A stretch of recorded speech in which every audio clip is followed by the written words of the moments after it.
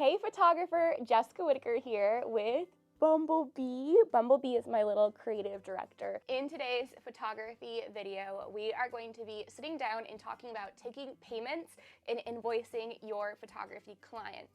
And this topic could actually expand out into a number of industries if you're a creative entrepreneur. I asked in the Build and Bloom Facebook group, which if you're not a member, I really encourage you to join down below. It's a free photography community full of 60,000 kind, encouraging, supportive photographers. I asked in the Build and Bloom Facebook group if you had any questions regarding taking payments and invoicing clients, and I have some good questions that I'm going to be covering in today's video. This video is sponsored by Skillshare. Skillshare is an online learning community with thousands of classes covering creative and entrepreneurial skills. If you're watching this tutorial, chances are you're a great match for what Skillshare has to offer. Let's be real, photographers. We are one-person shows. There's classes on Skillshare covering business basics, from writing effective website copy to accounting for freelancers. A great class to begin with is Bookkeeping for Freelancers by Emily Simcox. A yearly subscription to Skillshare is less than $10 a month, making it one of the most affordable online learning communities. Because Skillshare is sponsoring this video, they have given me the opportunity to give you 2 months of free access for their premium membership. Let's hop into the video. First question is, when should payments be made? Before the session or upon delivery of the product or the service, and in this case, the photo shoot. I personally have my clients make their final payment the day of the session. Next question kind of ties into the previous one.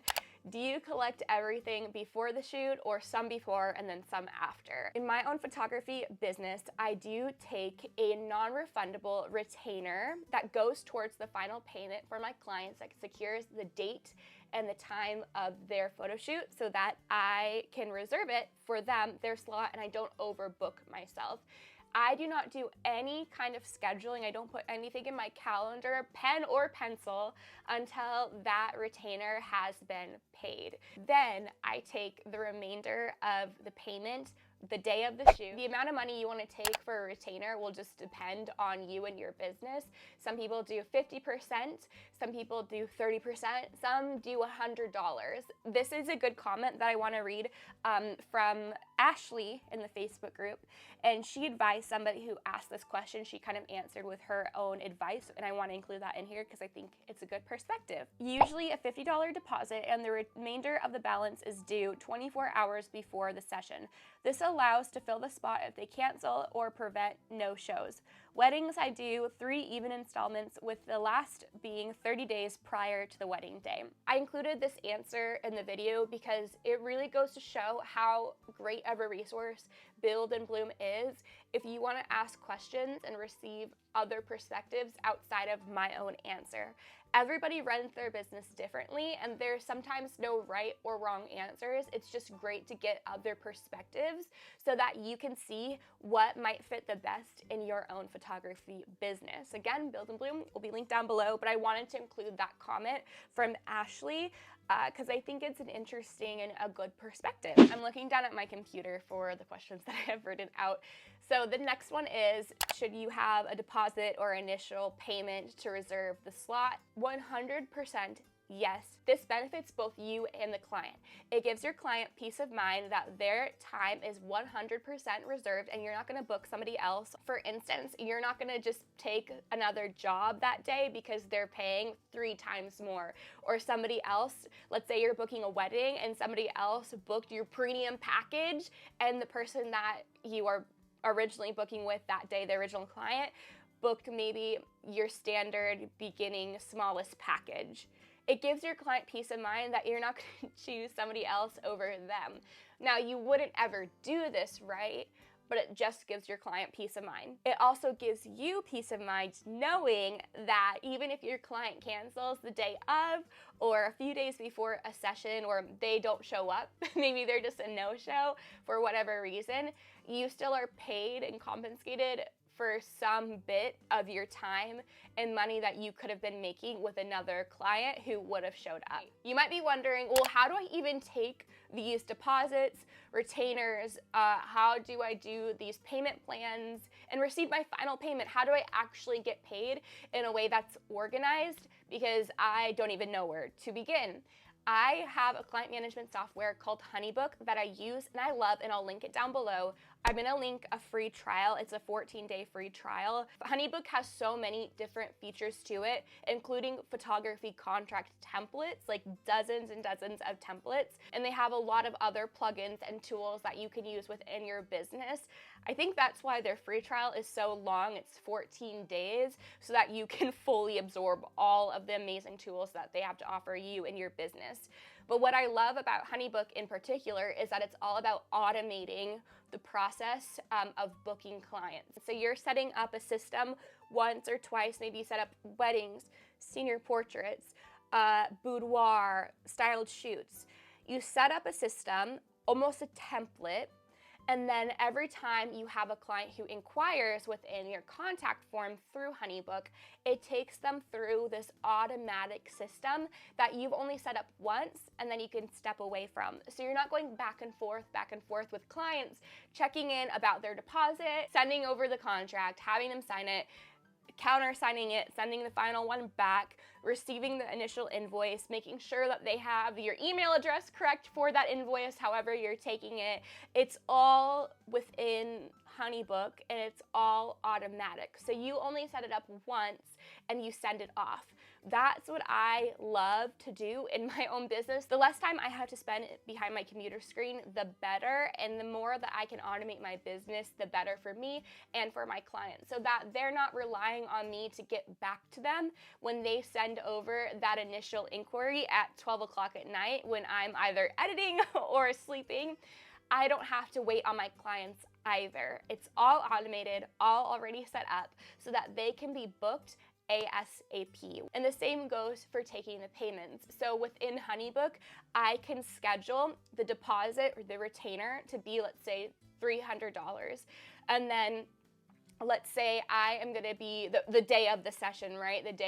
The morning of or right after, I would have the remainder, let's say $500, be scheduled for that date. Then within HoneyBook, they can pay all of that. Everything is automated, so you don't have to write in your calendar and constantly be checking back in, and also having that hinder you from getting paid because it's all in one system.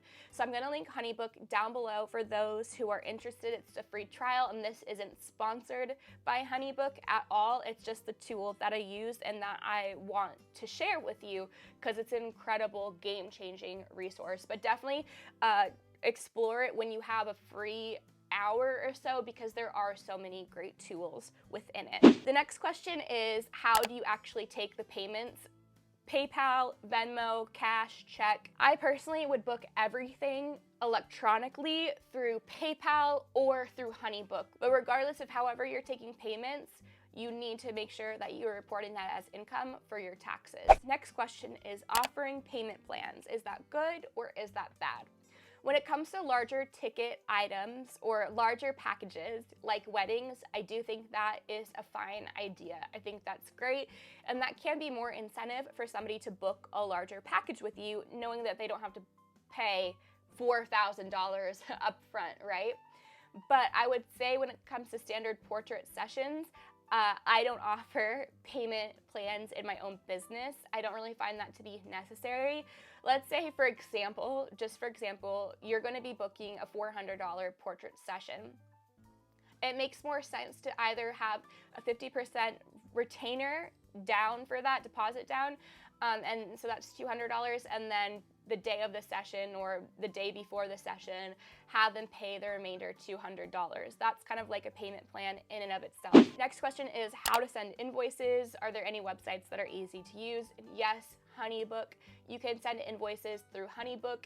Even if you're somebody who is a blogger, influencer, you make YouTube videos, you're working with brands and companies outside of your photography clients, you can still utilize HoneyBook to send out those invoices, which invoices are different than those payment plan features on HoneyBook, and you could do that within that software, and that is what I use and would recommend for you.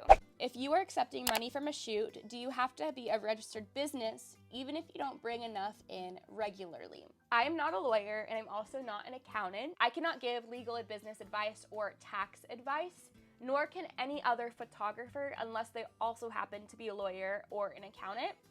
But what I can tell you is you definitely should go on to LegalZoom. Laws are going to vary state to state wherever you live, but I definitely recommend registering yourself ASAP. Most of the time, it's an easy, simple process, and you can actually have LegalZoom set it up for you if you're somebody who doesn't have the time, the bandwidth, or the desire to set it up yourself.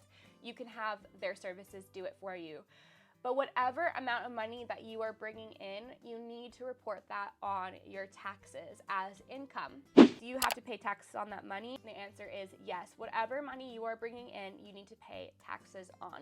Those are all the questions that I'm going to be answering for today when it comes to receiving payments and invoicing and getting paid for your work.